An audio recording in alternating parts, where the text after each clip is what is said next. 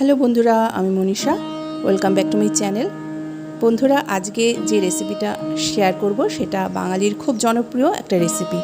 এই গরমকালে টকের ডাল হলে এক থালা ভাত উঠে যাবে আর মন প্রাণ সব কিছুই তৃপ্ত করবে।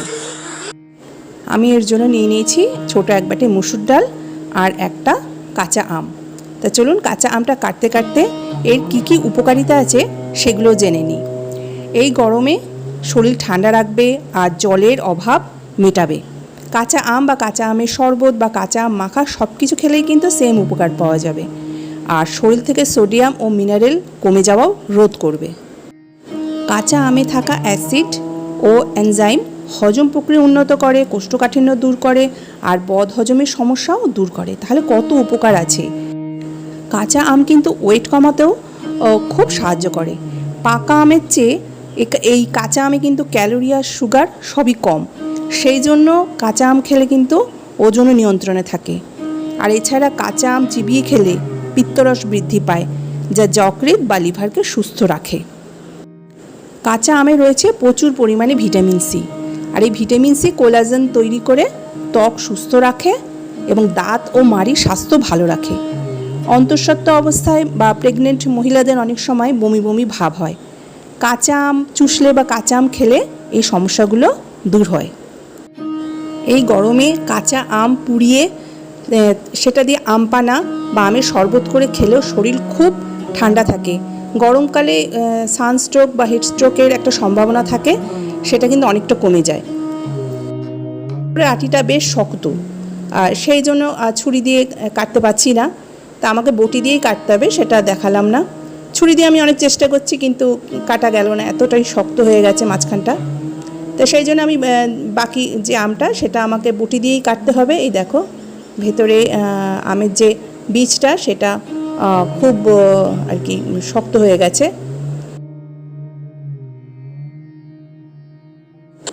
কাঁচা আমের আচার করে রেখে সেটা সারা বছর খেলেও কিন্তু এই সব উপকারগুলো পাওয়া যায়।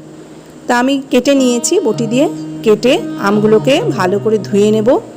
একটা আম পুরোই দেবো আর একটা আম রেখে দেবো, কারণ ঘরে যেরকম মেম্বার থাকবে যতজন সেই হিসেবে ডালটা করব। মুসুর ডালটাও আগে থেকে ধুয়ে রেখেছি। এবার গ্যাসের যা দাম, গ্যাস বাঁচানোর জন্য আমি সব সময় বেশিরভাগ রান্নাই প্রেশার কুকারে সিটি মেরেই করি, আর ডাল তো সব সময় আমি প্রেশার কুকারেই করি। আর গ্যাস বাঁচানোর জন্য এখন ইন্ডাকশানও খুব ব্যবহার করছি। গ্যাস আমার একটা গ্যাস প্রায় 3 মাস চলে যায়, কারণ ইন্ডাকশানেই বেশি আমি রান্নাবান্না করি।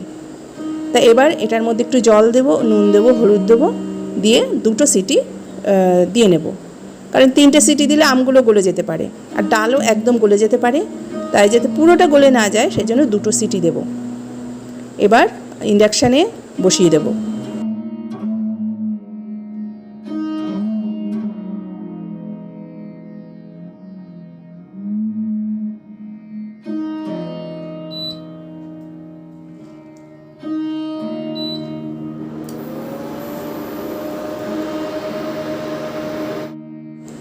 দুটো সিটি পড়ে গেছে আর ডালও খুব একটা গলেনি আর কাঁচা আমও কিন্তু একদম গলে যায়নি।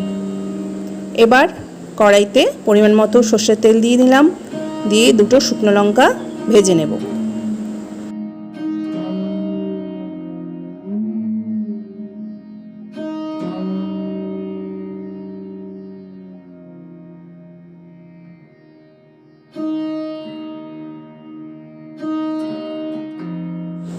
শুকনো লঙ্কা ভাজা হয়ে গেলে তার মধ্যে পরিমাণ মতো সর্ষে দিয়ে নেব। ব্যাস এইটুকু দিয়েই ফোড়ন দেব। টকের ডাল করা খুব সোজা আর খেতেও কিন্তু খুব ভালো। গরমে খেলে শরীর ঠান্ডা হয় আর খেয়েও একটা তৃপ্তি হয়, নাহলে গরমে কিন্তু কিছুই সেরকম খেতে ভালো লাগে না। এই টকের ডাল হলে, টকের ডাল তার সাথে একটু ভাজাভুজি বা একটু তরকারি হলে কিন্তু নিরামিষ পাতে মানে খেতে বেশ মানে তৃপ্তি লাগে, নাহলে সত্যি গরমে খেতে কিছু ভালো লাগে না। এই ডালটাকে ফোড়ন দিয়ে দিলাম আর তারপরে টেস্ট দেখে নেব যে নুনটা ঠিক আছে কি না। নুনটা যদি কম হয় তাহলে আরেকটু নুন অ্যাড করে নিতে হবে।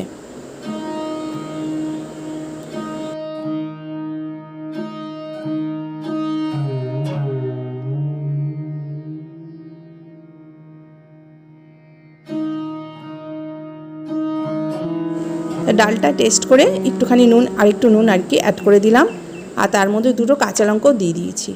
কাঁচা লঙ্কা ছাড়া যেন ডাল অসম্পূর্ণ থাকে। আর ডাল আমার রেডি হয়ে গেছে, আর আমগুলোও কিন্তু পুরো গোটা আছে। এই ডালটা মানে প্রায় প্রত্যেক দিনই খাওয়া যায়।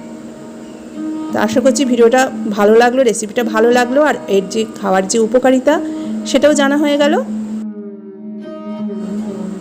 আশা করছি বন্ধুরা রেসিপিটা তোমরা নিশ্চয়ই করে খাবে, আর কেমন লাগলো অবশ্যই জানিও।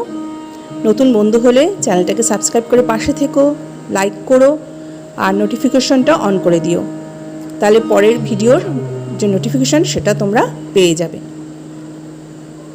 পরের ভিডিওতে আবার দেখা হবে, ততদিন ভালো থেকো, সুস্থ থেকো, টাটা।